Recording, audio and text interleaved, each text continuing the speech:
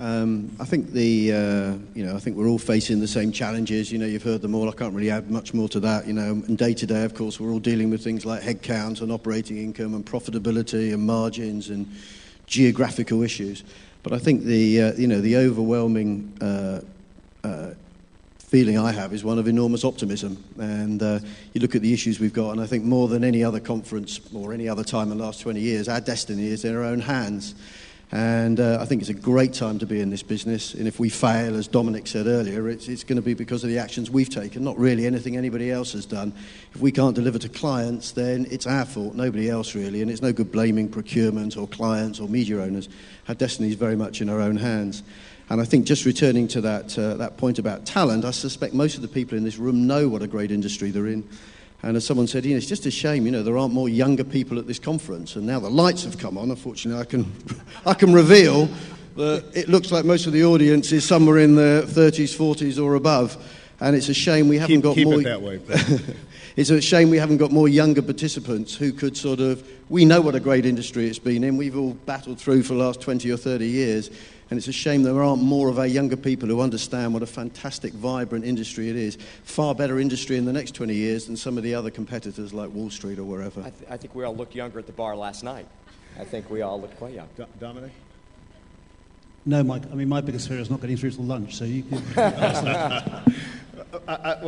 What I'd like to do is just throw one thing out into the ether here. So a couple of weeks ago at the Forays Media Conference in Orlando, there was that rare moment when two people that you know as Erwin Gottlieb and Jack Klues for about a week felt like Britney Spears and Lindsay Lohan. They were both duking it out in the press on separate issues, and I found it, unfortunate but sort of interesting that two gentlemen who generally receive, the most favorable and well-deserved press were on the opposite side of some issues. And the one that I think is worth talking about, because we've talked about it in several different iterations this morning, is the marginal pressure and the issue around transparency and the issue around that R word, that rebate word, that AVB word, which is an elephant in the middle of the room. So I'd love to get perspective from our panelists this morning on that issue, real life, real world, and we have Lindsay and Brittany here in the room, so I hope they're both wearing their panties. You never know what'll happen. The thought of Erwin Gottlieb as Britney Spears, Michael, drives you to drink.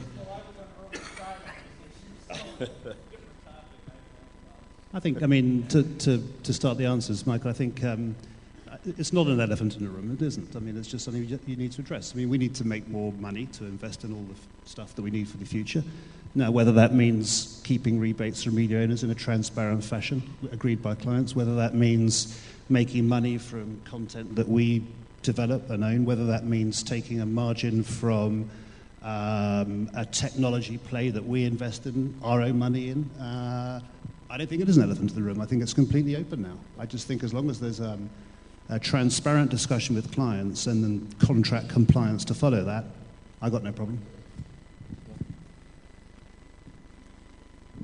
No, I think that's right. The only thing I would add to it is that, and it may be granular when I hear myself say this, but it comes back to earlier commentary made with the procurement specialists and the like. Procurement folks aren't bad. There just aren't probably enough of them that understand the full value equation and evaluative criteria when they're helping our clients. But I have to tell you, there is one thing. We live in pretty much, while we need to re-engineer and reinvent ourselves constantly, we also live in an and world. So, I didn't see any TV go away when the digital era came on us. So we keep putting more stuff on. We keep taking more responsibility for more and more channels and platforms. And that, on top of taking a higher road role as it relates to strategy, we are doing more stuff. When you do more stuff, you need to hire higher quality talent, specialists and the like. They cost money. We still find ourselves, I think, too often in global fee conversations on effective commission rates, and that, I think Dominic said, whatever it's 1%, 2%, or what have you. In the digital space, I think, you could find yourself trying to do interactive media work for an effective commission rate that you probably were being paid for broadcast television. And you start getting yourselves in some very weird conversations where we're only going to fail. Whether we win the business or one of these other guys up here wins the business, at that kind of financial construct, we will not succeed. Well, I was going to say, why don't we go ahead now and, unless we have a lot more to add on it, try and get the audience back involved because we're running a little short on time. I know we've had... Let me do one comment very short. Now I look at the media agency people in this room. What we have to start to do is to have to learn to say no. There are many clients who understand the value of our services. But there are clients and auditors and procurement people, they just ask for cheaper, and they tell us, well, your competitor, they are cheaper. Let's start to learn sometimes to say, sorry, no. A very brief one. I've got two pleas for Charlie. The first one, Charlie, the first one is that next year we don't talk about media rebates again. Media rebates or rebates in any kind of industry, because we all know what it is, we all know what the rules of transparency are, and we all want to behave accordingly. And we do with our clients every day. The second plea is that we talk a lot more about what Alexander was just saying. The business model, how do we make money, how do we transform our industry, where can we go, and we use the audience, this immense wealth of talent, to have feedback and to have ideas and to have a contribution. Okay. So that's a perfect segue. So let's, we've done our best to incorporate questions through the screen, but any other questions we haven't covered this morning on the panel? Yes. Yeah. Right here in the middle. Oh, yes.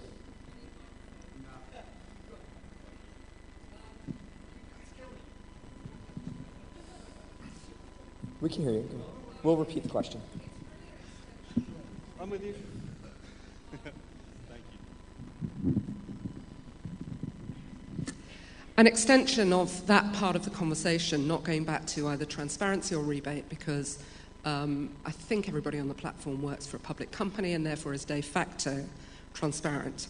But every single one of you has talked about the incredible need for investment in the business, both in terms of talent and technology, both of which are hugely expensive investments, especially when you move into territories outside of the core.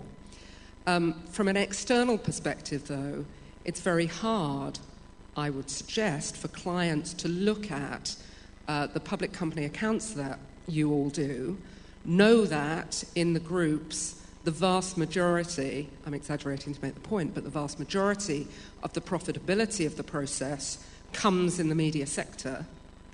You only have to look at M&C buying back Walker Media for almost the entire market cap of M&C for the very small part that was Walker Media to see that the valuations are reflected in that profitability. How then do you persuade clients within that broad advertising and media and communication spectre to pay even more for the media side of the business to allow that investment?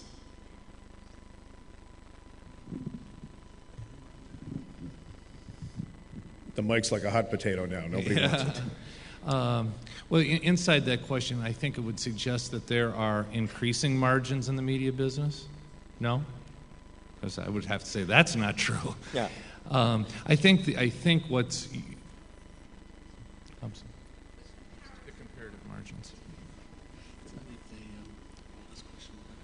Oh, I think each of us would have to, divulge information that would probably get us fired, first of all. But I would speak in a concept that I don't live in a world where I think that media margins are out of sync with the overall Publicis Group activity. But what I would say is that the expectation of the media enterprises in the group is ever higher, internally and externally, and I think that's when you hear us talk about the level of investment.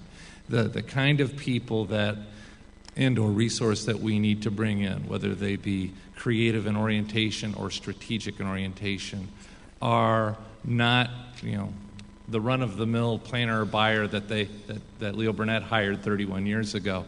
And I think that's the pressure you're hearing is that the kind of talent in an and world is what is really requiring the investment.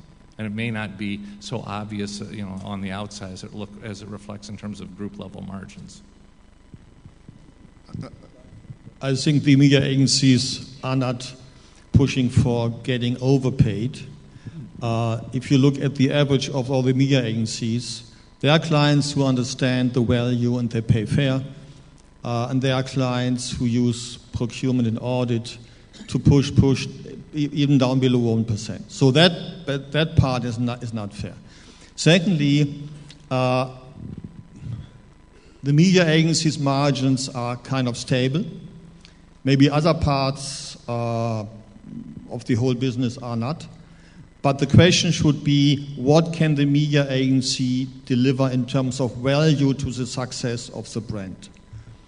And if we come with a very effective strategy, creative ideas, content implementation, I guess it's just fair to ask to be paid in a way that we can keep our profit margins. Because, yes, we are a public company, and the end game in a public company is, of course, the bottom line in all transparency. So I, as a media person, I want to get rewarded by my employer for my values I deliver to the company and to the clients. And the agency I'm working in wants to be rewarded by the client based on the success. If we fail, we should be fired. If we are very successful, we expect even a bonus. The clients generated the media agency industry 20 years ago. You guys separated creative pitches and media pitches because you saw in the old days that the media department was in the cellar of the agency's building, 20 people in a room, and the account guys, creatives, have been on top floor, 1 room per person. Today it's different because of you.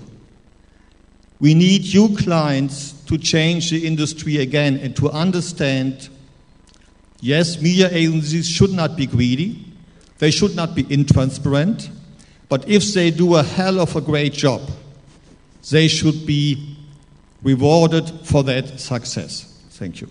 Thank you. Let's end on that. Thank you very, very much to our panel.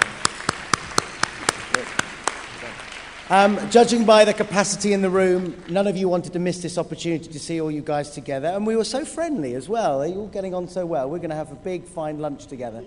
I make a pledge back to you. We won't talk about rebates, Mainardo, next year.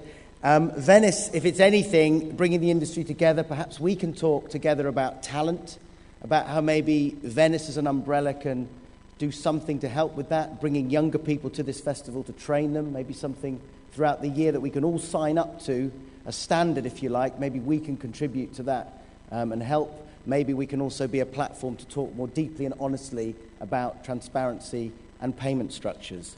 This is hopefully the start of a very interesting conversation. So let's chat next year and see how we've got on. This is a wonderful opportunity to thank all the CEOs, ladies and gentlemen. Thank you very much. Thank you.